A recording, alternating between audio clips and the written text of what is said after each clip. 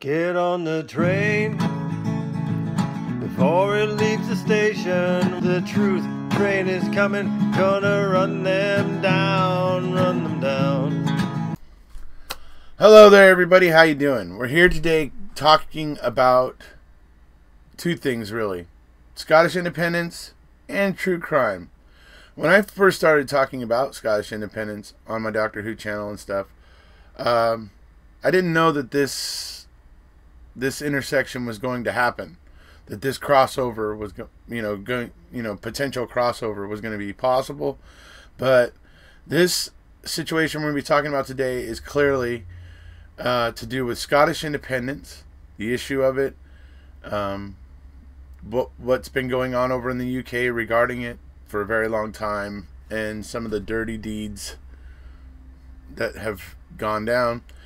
But it also ventures into the true crime and criminal justice area, which is where my other channel, or my original channel, is where that kind of started out, with criminal justice reform, true crime, and that's basically that's kind of where I started at before I got into Scottish independence. So for those of you here that are seeing this on the Doctor Who channel, because I'm uploading this to both channels, those of you seeing this on the Doctor Who channel, when I mentioned the Wrecking Crew, I'm talking about a team of researchers that kind of helped me out and we look into the true crime and criminal justice issues, like Stephen Avery and Brendan Dassey from the Netflix documentary. We also have done things about the staircase.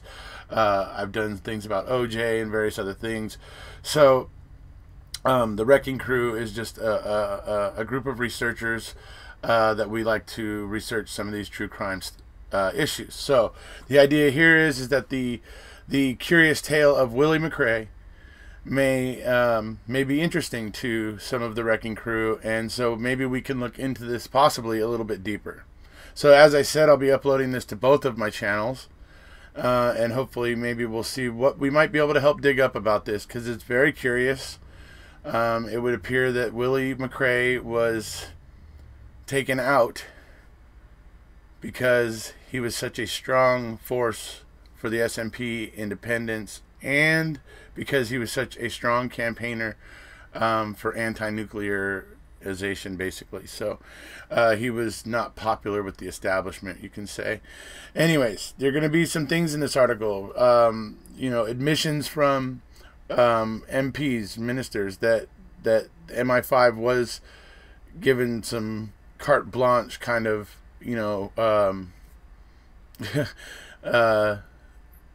basically lack of restriction and almost complete immunity for some of the things that they could do in Wales and Ireland and Scotland. You're going to see proof of these things. I'm going to go through a few different articles in the process of this, just to give you guys a full picture of what has obviously gone down here with Willie MacRae. You're going to find out things like where the murder weapon was compared to Willie MacRae when they say it was just a suicide. There's just a lot to take in. So I hope you guys will be interested in this. Wrecking Crew, I hope maybe we can possibly try to dig into this. Maybe even get some of those folks out there who we know are good at doing FOIA requests, and see what we can maybe try to request from the UK regarding this, and maybe see what we can turn up. But that's what I'm hoping to do. So if the Wrecking Crew out there is interested, also anybody in Scotland, if you're interested in pointing me in the direction of information regarding Willie MacRae, do so, obviously. I do caution anybody in the UK getting too involved in this little investigation we're going to do here, only because I know MI5 is involved, and so I wouldn't want anybody there in the UK to run into any kind of adverse difficulty by, rattling trees on this. But I leave it up to everybody's own discretion to choose to do as they will. But did want to offer that little caution, obviously. So anyways, we're going to go ahead and get to it. This is going to be from an article called The Curious Tale of Willie MacRae. But that article in it had links to other articles that help explain further, or at least back up and show you where the ministers made these statements and that sort of thing, so that you understand what they're referring to before the article proceeds. So here we go. Hope you guys enjoy it. All right, this is The Curious Tale of Willie MacRae. So here we go. We're going to go through this article. It's pretty well researched. We're going to look at some of the links so that you can understand some of the facts that they're pointing out that have come out in recent years. So anyway, the curious tale of Willie MacRae. Yesterday we learned that MI5 were historically given the authority to commit criminal acts on British and Irish citizens without the ability to hold those people who committed crimes to account. Upon reading the following tweets from the chief political correspondent at Channel 4 News and the subsequently released heavily redacted information, a couple of names spring to mind, but the main name I wish to focus on is Willie MacRae. The information typed below is all open source and gathered from sources online. Before I delve into the world of Willie MacRae's unfortunate death, let me just quote a couple of paragraphs. The SNP was spied on by British Secret Service agents. Previously classified government files seen by Scotland on Sunday have finally proved. Claims of surveillance of nationalist politicians by intelligence officers have circulated for years, but the new papers provide the first incontrovertible evidence that the state spied on the SNP in the 1950s. Remember the MacRae report, right, folks? I just covered that. That was in the 70s. So if it was happening in the 50s, it was most likely happening in the 70s. Agents from MI5 and Special Branch infiltrated the party as part of a campaign to undermine support for Scottish independence, the papers show. Okay, so this is from The Guardian. The SNP was spied on by British Secret Service agents. Previously classified government files seen by Scotland on Sunday have finally proved.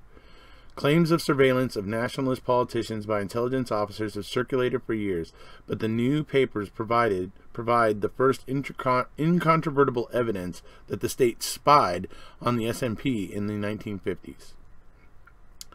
Agents from MI5 and Special Branch infiltrated the party as part of a campaign to undermine support for Scottish independence, the papers show. The revelations have put First Minister Alex Salmond, who in opposition complained about closed government files on the SNP, under pressure to close a legal loophole that allows the Secret Services to intercept the calls of Scottish parliamentarians. The files, which have been opened and placed in the UK National Archives in Kew, I hope I'm saying that right, show that throughout the 1950s, Special Branch officers posed as nationalist supporters and attended party meetings and rallies.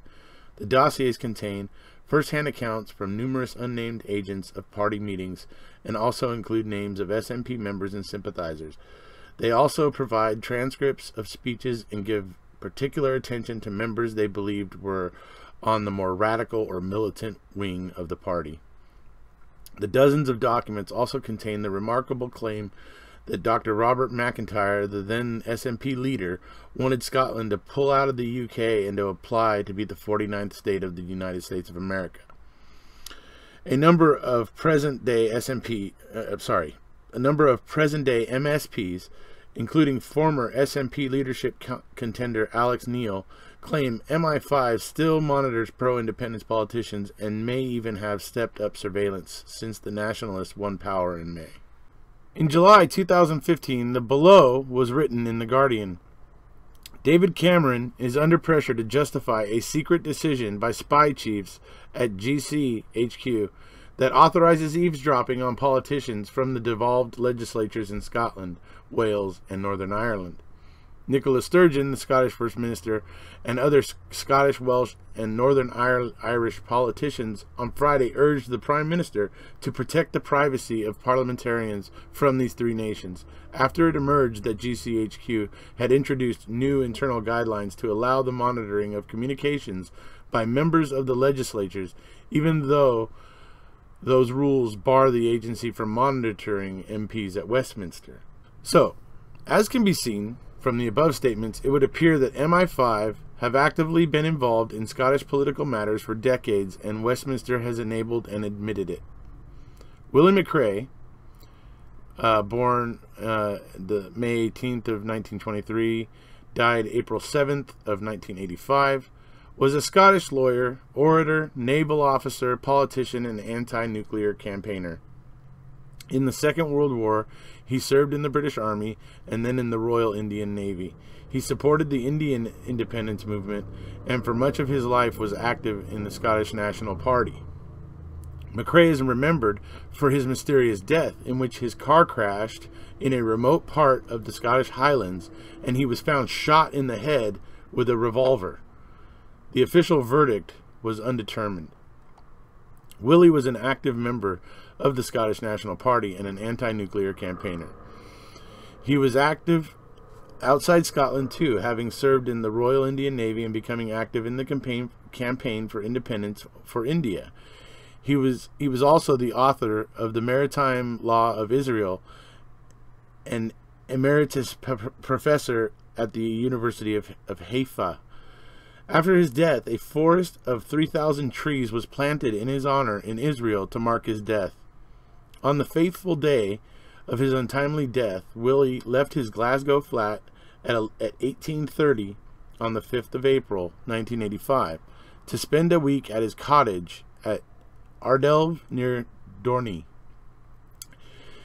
He was not seen again until the following morning around 10, when 2 Australian tourists saw his Volvo estate car lying in a moor a short distance from the junction of the A87 and the A887 roads, about 30 yards from the roadway, straddling a berm I think is what they mean. The tourists flagged down the next car to pass by, which turned out to be driven by a doctor, Dorothy Messer, accompanied by her fiancé as well as David Coots, a Dundee SNP councillor who knew Willie MacRae very well. It was discovered that Willie was in the car. He was not wearing a seatbelt. Another car was sent to call the emergency services. Dr. Messer examined Willie and found that he was still alive and breathing. She noted that one of his pupils was dilated, indicating the possibility of brain damage, and estimated that he had been in that state for 10 hours. Willie was removed by ambulance to Regmore Hospital in Inverness, accompanied by Dr. Messer. On arrival, it was decided to transfer him to Aberdeen Royal Infirmary. At Aberdeen, it was realized that the incident was more than a road accident. 6 hours after he had been found, a nurse washing his head discovered what appeared to be the entry wound of a gunshot. An X-ray confirmed that Willie MacRae had been shot above his right ear and a bullet was detected in his head. His brain was severely damaged and his vital functions very weak. The following day, on Sunday, 7th of April, after consultation with his next of kin, Willie MacRae's life support machine was switched off. An investigation into Willie's death was headed by Chief Superintendent Andrew Lester of Northern CID. Despite no weapon having yet been found, Willie's car was moved at 12 o'clock on the 7th of April. It later transpired that the police had kept no record of the precise location where the car had been found, and the position stated by them was later found to be 1 mile in error, and was corrected by a witness who had been present at the scene. A weapon was found the following day in the burn. I guess it's maybe it is burn, over which the car had been discovered. 60 feet from the vehicle, it was a Smith & Wesson .45 revolver belonging to Willie MacRae, which had been fired twice. No fingerprints were found on the gun, despite MacRae not wearing gloves when he was found. Okay, few things here. Number one, he only had one gunshot wound. So I just wonder, you just wonder about this, because if he had a traffic accident, how did he end up shot in the head? Was getting shot in the head what caused the traffic accident? Although it was ruled at the time by authorities that Willie MacRae's death was a suicide, the official account has been disputed, some claiming that the distance of MacRae's car at which the gun was found and a lack of fingerprints on it rendered such a verdict not credible. Right? How the hell would Willie have been shooting himself with a gun that was 60 feet away? Hamish Watt, a Scottish Member of Parliament from 1974 to 1979, has been quoted as saying that Willie MacRae was assassinated for his too extensive study of NATO activities in Scotland. At the time of his death, he had been working to counter plans to dump nuclear waste from Dounreay into the sea and on land at Mulkwarker in South Ayrshire. Hope I said that right, folks. Sorry. Due to his house being burgled on repeated occasions prior to his death, he had taken to carrying a briefcase containing copies of documents related to all of his work. The briefcase was kept with him at all times. However, his briefcase was never found following his death, and all other sole copies kept in his office were stolen when it was burgled, no other items being taken. In 2005, Fergus Ewing, MSP, requested a meeting with Elish Angiolini, the Scottish Solicitor General, to discuss allegations that have persisted that Willie MacRae was under Secret Service surveillance at the time of his death. The request was rebuffed, with Angiolini claiming that he had not been under surveillance and that she was satisfied that a thorough investigation into the case had been carried out. However, in July 2006, a retired police officer, Lane Fraser, who was working as a private investigator at the time of Willie's death, claimed that he had been anonymously employed to keep MacRae under surveillance only weeks before he died. The death of Willie MacRae received further attention when the events surrounding it formed the basis of a broadcast of the STV show Unsolved, originally broadcast in November of 2006. In November 2010, John Finney, the SNP group leader on Highland Council and a former police officer, wrote to the Lord Advocate urging her to reinvestigate Willie MacRae's death and release any details so far withheld. Finney's request was prompted by the release the previous month of further details concerning the death of David Kelly. In January 2011, the Crown Office requested the files on the case from Northern Constabulary.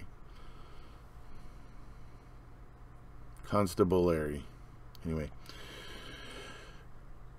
A Freedom of Information request was made to Police Scotland in 2014, which was eventually refused, even though a former Lord Advocate in 1985 stating there was no circumstances to warrant criminal proceedings. So the fact that there was no circumstances to warrant criminal proceedings and the fact that they are reluctant to hand it over, yeah, right. In 2016, the Herald reported that vital evidence related to the death of Mr. MacRae was no longer in their possession and that they cannot explain where the items have gone. Here is a couple of paragraphs from the article which can be found here. Death threat letter for ex-cop friend of SNP activist Willie MacRae. A retired policeman who was the last known person to see SNP activist Willie MacRae alive has received a death threat. Donald Morrison believes the chilling, ominous letter was linked to his campaign to discover the truth about the lawyer's mysterious demise in 1985.